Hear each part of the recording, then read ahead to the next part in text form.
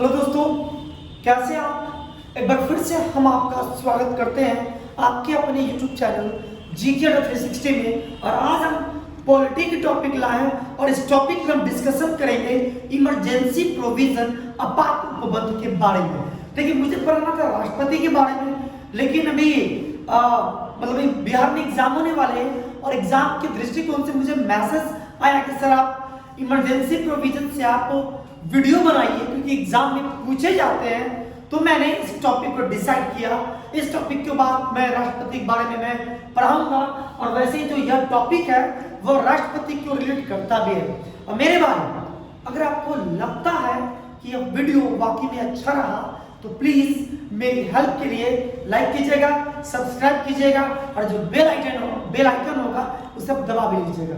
चलिए स्टार्ट करते हैं टॉपिक इमरजेंसी प्रोविजन आपात उपबंध। आपात उपबंध हमारे भारतीय संविधान के भाग 18 में और अनुच्छेद 352 से लेकर 360 तक इमरजेंसी प्रोविजन यानी आपात का उपबंध किया गया है। अगर आपसे पूछे एग्जाम में किस भाग में है, कहेंगे 18। किस अनुच्छेद में है, तो अनुच्छेद 352 से लेकर कहां तक, 360 तक आपात उपबंध का डिस्कशन किया गया है। अब रही बात कि आपात उपबंध कहां से लिया गया है, खटाक से स्टूडेंट टिक कर देते हैं दक्षिण अफ्रीका से, जो कि क्या है, यह गलत है। कभी ऐसा मत गलती कीजिएगा, आज आप ध्यान दीजिए। आपात उपबंध में आपात उपबंध तथा प्रशासनिक विवरण यह हमारे भारतीय शासन अधिनियम 1935 से लिया गया। किससे लिया गया? भारतीय शासन अधिनियम किससे? 1935 से। आप याद रखेंगे कि आपात उपबंध भी और आपात उपबंध के दरमियान जो प्रशासनिक विवरण है, इस प्रशासनिक विवरण को भी भारतीय शासन अधिनियम 1935 से लिया गया है। जबकि आपातकाल के दौरान मूल अधिकारों का स्थगन, आपातकाल के दौरान मूल अधिकारों का स्थगन यह जर्मनी के वाइमर संविधान से लिया गया। केवल मूल अधिकार का स्थगन लिया गया। कहां से? तो कहिएगा जर्मनी के वाइमर संविधान से। तो उम्मीद रखते हैं आपको समझ में आ चुका होगा। अब अफ्रीका वाला कॉन्सेप्ट मत लगा दीजिएगा। आपात उपबंध भारत शासन अधिनियम 1935 से लिया गया। आपात उपबंध के दौरान प्रशासनिक विवरण भी भारत शासन अधिनियम 1935 से। लेकिन आप इमरजेंसी के समय जो मूल अधिकारों का स्थगन होता है, यह जर्मनी के वाइमर संविधान से लिया गया। अब हम बात कर लेते हैं हमारा जो संविधान है वह सामान्य परिस्थितियों में कैसा है। तो सामान्य परिस्थितियों में संघात्मक है। कैसा है? संघात्मक। आप देखते होंगे कि केंद्र लेवल पर सेंटर में प्रधानमंत्री होते हैं, राज्य में मुख्यमंत्री होते हैं, है ना, ये सभी मिलकर शासन को चलाते हैं। तो कैसा है? संघात्मक। लेकिन जैसे हम बात कर लेते हैं आपातकाल जैसे लागू होता है, तो हमारा संविधान संघात्मक ना होकर एकात्मक हो जाता है। कैसा हो जाता है? एकात्मक। अब कहेंगे कैसे एकात्मक हो जाता है? तो जैसे आपातकाल लागू होती है तो देखते हैं कि जो केंद्र की जो कार्यपालिका होती है उसकी शक्ति का विस्तार राज्य की कार्यपालिका तक हो जाती है। राष्ट्रपति राज्य सूची के विषय पर कानून बनाने का अधिकार रखते हैं। इस वजह से जब इमरजेंसी होता है तो लगभग समूची पावर आप देखेंगे तो केंद्र के हाथों में चली जाती है। इसीलिए आपातकाल में कैसा? एकात्मक। सामान्य परिस्थिति में संघात्मक, आपातकाल में एकात्मक। उम्मीद रखते हैं यह बातें आपको समझ में आ चुका होगा। अब हम बात करते हैं आपातकाल के प्रकार की बात कर लेते हैं। तो हमारे संविधान में जो आपात उपबंध है इन्हें 3 भागों में बांटा गया है। मतलब कह सकते हैं इनका 3 वर्गीकरण किया गया। सबसे पहला है राष्ट्रीय आपातकाल, जिसे हम कहते हैं अनुच्छेद जो 352 में 352 आर्टिकल्स में वर्णन है। दूसरा है राष्ट्रपति शासन, जिसे हम यह भी कह सकते हैं कि राज्यों में संवैधानिक तंत्र की विफलता यानी राष्ट्रपति शासन, जो 356 में है। और तीसरा है विधि आपात, जिसका इसका वर्णन हमारे संविधान के अनुच्छेद 360 में, भुलाइएगा नहीं, 352 4 356 356 4 360 खत्म तो हो गया। 352 राष्ट्रीय पद, 356 राष्ट्रपति शासन, 360 द्वितीय पद। आइए हम एक एक करके बात कर लेते हैं। सबसे पहले हम बात कर लेते हैं राष्ट्रीय पद को। आप याद रखेंगे कि राष्ट्रीय पद के दरमियान जो राष्ट्रपति को जो अधिकार मिला हुआ है, इसे संविधान के साथ धोखा कहा है। किसने कहा है? तो के.एम. नाम्बियार ने कहा है। चलिए पहले पढ़ लेते हैं, तभी से स्टेटमेंट को याद कीजिएगा। राष्ट्रीय पद की घोषणा कब की जाती है? राष्ट्रीय पद यानी हम पढ़ रहे हैं आर्टिकल 352। राष्ट्रीय पद की घोषणा कब की जाती है? तो जब युद्ध हो या बाह्य आक्रमण हो या सशस्त्र विद्रोह हो, तो ऐसे समय में, ऐसे कंडीशन में हमारे भारत में राष्ट्रीय आपातकाल की घोषणा हो सकती है। अब कौन घोषणा करते हैं? तो राष्ट्रीय आपातकाल की घोषणा राष्ट्रपति करते हैं और मंत्रिमंडल के लिखित सिफारिश पर करते हैं। अब भाई अवधि कि कितनी अवधि तक लागू रहता है, ये एग्जाम के व्यू से बहुत इंपॉर्टेंट है। देखिए, जब राष्ट्रपति राष्ट्रीय पद की घोषणा करते हैं तो इसका मान 1 महीने तक होता है, 1 माह तक होता है। अगर इस 1 माह के अंदर अगर संसद, हमारे जो पार्लियामेंट है केंद्र में, हम बात करें केंद्र की जो पार्लियामेंट है, अगर दोनों सदनों में पूर्ण बहुमत से यानी 2/3 बहुमत से संसद अगर अनुमोदन करती है, कैसे? विशेष बहुमत, पूर्ण समर्थन के साथ यानी 2/3 बहुमत के साथ अगर हमारे पार्लियामेंट में पास होती है, तो यह अवधि 6 माह के लिए बढ़ जाएगा। अब फिर इसे इसी तरह से संसद के अनुमोदन द्वारा, पूर्ण बहुमत के अनुमोदन द्वारा हर 6 माह के लिए बढ़ाया जा सकता है। कितने समय के लिए बढ़ाया जा सकता है? तो निश्चित काल के लिए। समझ में आ चुका होगा। अवधि राष्ट्रपति घोषणा करेंगे तो बस 1 महीना। अगर इस 1 महीना के अंदर अगर हमारे सांसद 2/3 बहुमत से पास करते हैं तो ये 6 महीना के लिए बढ़ सकता है। और इसी तरह से ये बार 6 माह के लिए बढ़ाया जा सकते हैं। यानी मैक्सिमम, अधिकतम कितने समय तक राष्ट्रीय पद लागू रह सकता है? तो अनिश्चित काल के लिए लागू रह सकता है। अब हम बात करते हैं समाप्ति। किसकी समाप्ति कैसे होती है? तो अगर इसे खत्म करना होगा तो अगर लोकसभा में, कहां पे? केवल लोकसभा में अगर साधारण बहुमत से, किस बहुमत से? अगर साधारण बहुमत से अगर लोकसभा में अगर राष्ट्रीय पद को वापस लेने का प्रस्ताव पास हो जाता है तो इसकी समाप्ति हो जाएगी। अब हम बात कर लेते हैं प्रभाव की। क्या प्रभाव पड़ता है? सबसे पहले हम बात कर लेते हैं राज्य पर। तो राज्य पर यह प्रभाव पड़ता है कि राज्य की कार्यपालिका तो खत्म नहीं होती है, लेकिन नेग्लिजिबल हो जाती है। सारे पावर या कोई काम नहीं कर सकता, डिसॉल्व नहीं होता, खत्म नहीं होता है, बस इसके अधिकार शून्य हो जाते हैं। और केंद्र की जो शक्ति होती है वो राज्य की कार्यपालिका तक क्या आती है? चली आती है। और राष्ट्रपति राज्य सूची के विषय पर भी कानून बनाने का अधिकार मिल जाता है। तो यह प्रभाव होता है किस पे? राज्य पर, कि राज्य तक कार्यपालिका शक्ति चली आती है किसका? केंद्र का। और दूसरी क्या बात है कि राष्ट्रपति राज्य सूची के विषय पर भी कानूनी अध्यादेश जारी कर सकते हैं। एक चीज याद रखेंगे कि लोगों पर क्या प्रभाव पड़ेगा, नागरिकों पर क्या प्रभाव पड़ेगा। तो पहले आप एक लाइन में याद कर लें कि आपातकाल के दरमियान सारे मौलिक अधिकार, फंडामेंटल राइट्स खत्म हो सकते हैं, लेकिन अनुच्छेद 20 और 21 यह अनुच्छेद कभी खत्म नहीं हो सकता है, कभी खत्म नहीं होगा। यह दरोगा के मेंस में पूछा गया क्वेश्चन है कि आपातकाल के दौरान कौन सा मूल अधिकार कभी खत्म नहीं हो सकता है। तो जो मूल अधिकार कभी खत्म नहीं होगा वो अनुच्छेद 20 और 21 मैंने नोट में लिख दिया है कि अनुच्छेद 20 तथा 21 को छोड़कर सभी मौलिक अधिकार निलंबन हो जाते हैं। अब इसको भी ध्यान से समझिएगा। अब राष्ट्रपति जब लागू करते हैं राष्ट्रीयपात को, तो दो ऑप्शन है। अगर वो 358 के तहत लागू करेंगे, किसके तहत? 358 के तहत।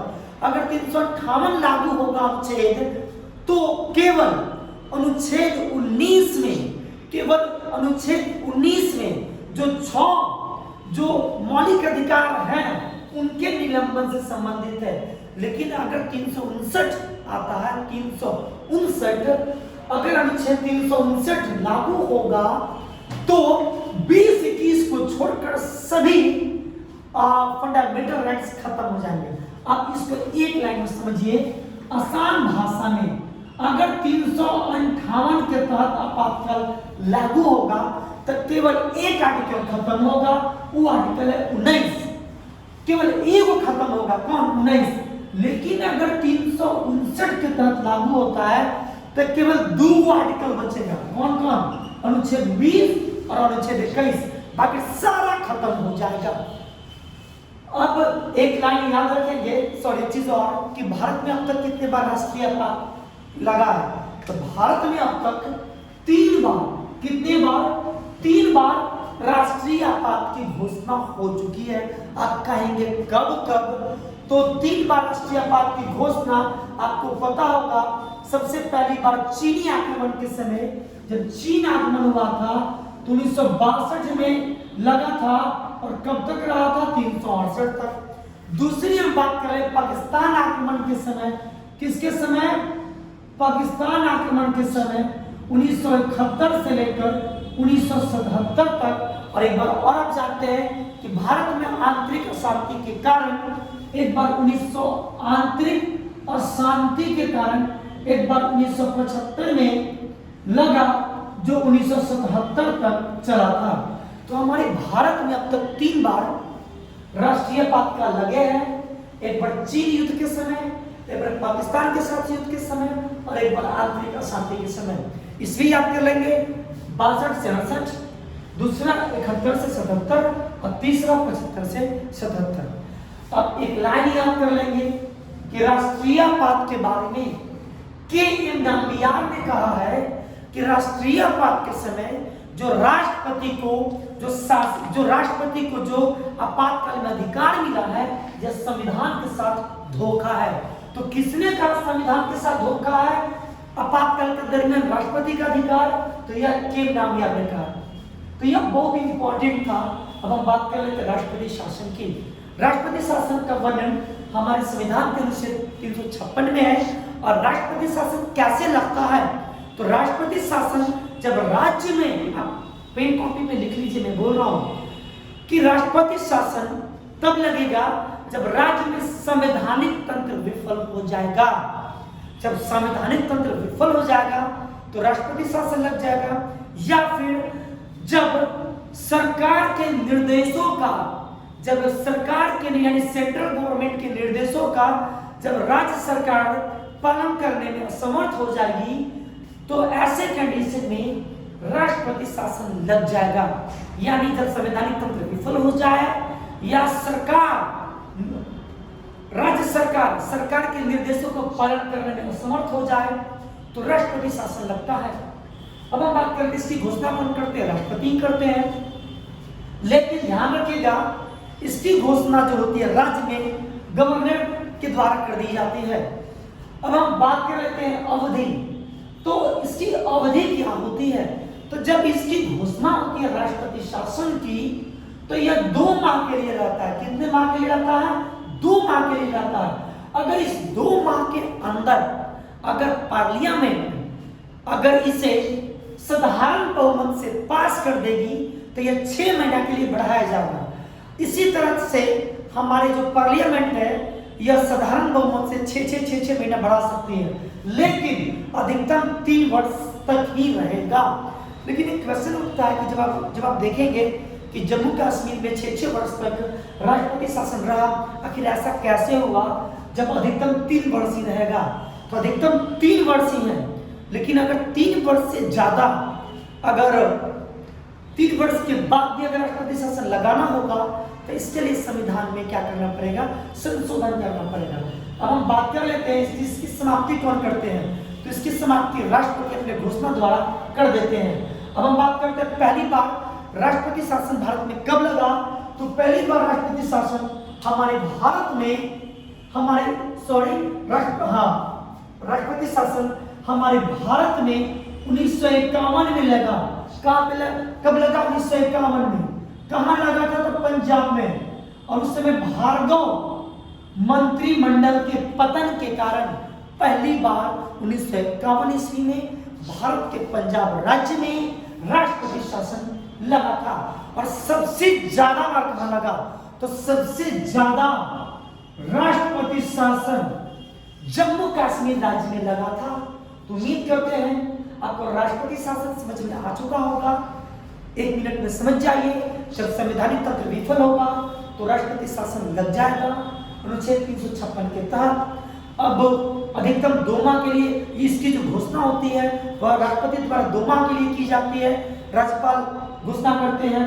लेकिन अगर संसद 2 माह के अंदर साधारण बहुमत से पास कर देगी तो 6 माह के लिए, अधिकतम 3 साल के लिए। अगर इससे ज्यादा बड़ा होगा तो संविधान संशोधन समाप्ति राष्ट्रपति करते हैं। पहली बार 1951 में पंजाब में लगा था भार्गव मंत्रिमंडल के पतन के कारण, और सबसे ज्यादा बार जम्मू कश्मीर में। अब हम बात करें तो द्वितीय पाद की। द्वितीय पाद का वर्णन हमारे संविधान के अनुच्छेद 360 में है। अब हम बात कर रहे थे अवधि की।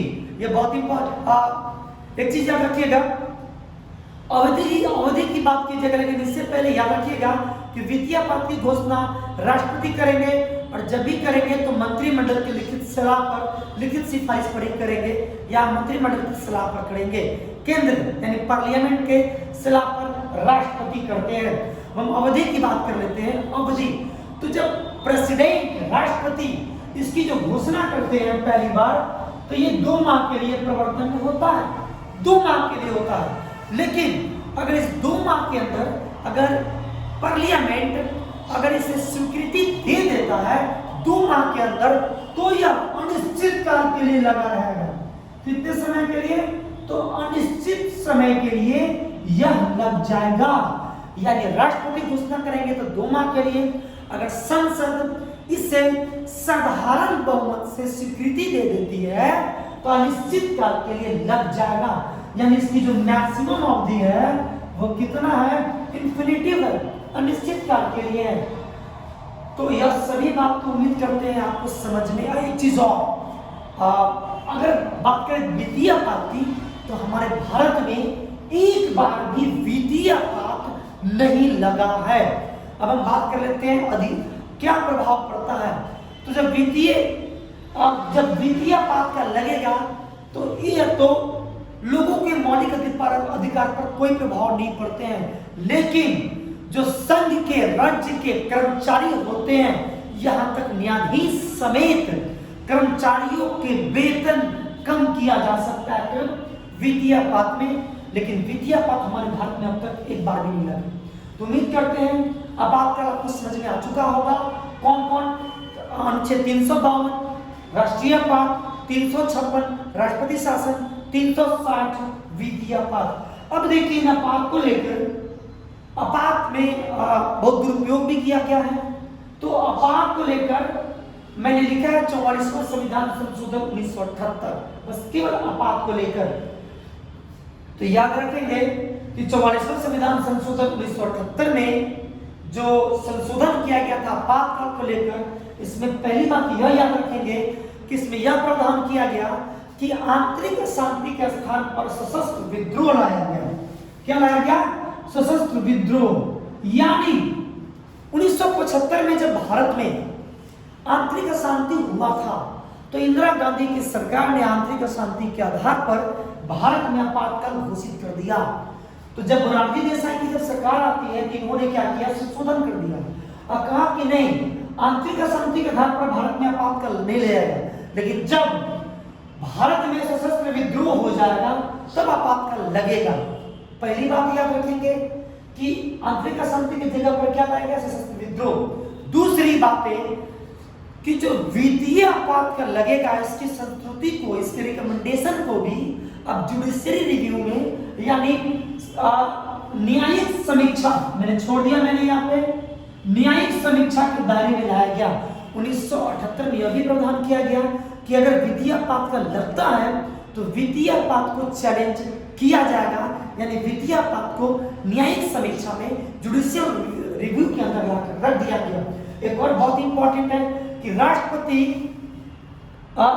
राष्ट्रीय आपात की घोषणा तब तक नहीं करेंगे जब तक केंद्र की मंत्रिमंडल लिखित प्रस्ताव ना भेजे।